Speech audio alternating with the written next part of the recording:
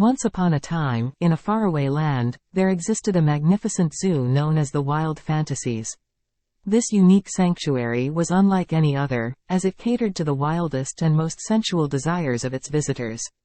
It was a place where fantasies came to life, where inhibitions were shed, and where pleasure knew no bounds. Within the depths of the Wild Fantasies, there was a section dedicated to the exotic and intelligent bonobos. These bonobos were not ordinary. They possessed a rare characteristic that set them apart from their counterparts in the wild.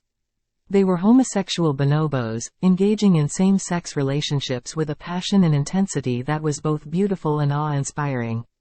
The zookeepers at the Wild Fantasies were well aware of the complexity of these bonobos' relationships.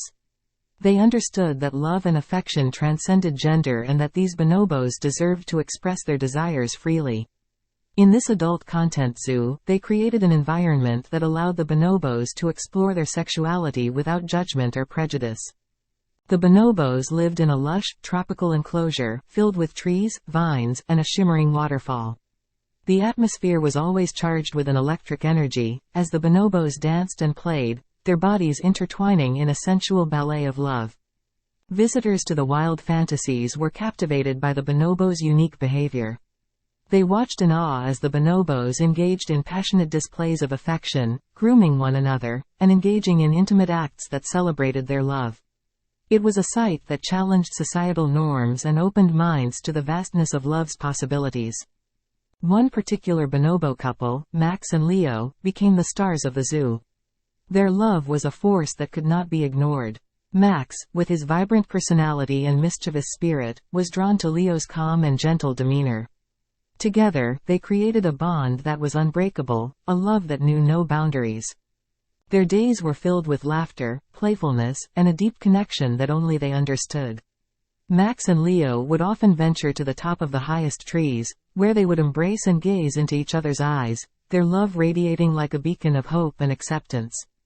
The visitors of the Wild Fantasies were touched by Max and Leo's love story.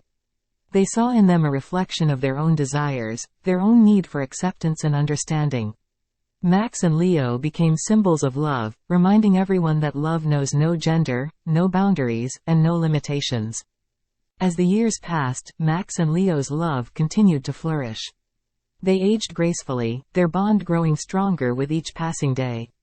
Their story became a legend, passed down from generation to generation, inspiring countless individuals to embrace their true selves and love fearlessly. In the Wild Fantasies, the homosexual bonobos were not seen as mere exhibits but as ambassadors of love and acceptance. Their presence challenged societal norms, encouraging visitors to question their own prejudices and embrace a world where love was celebrated in all its forms.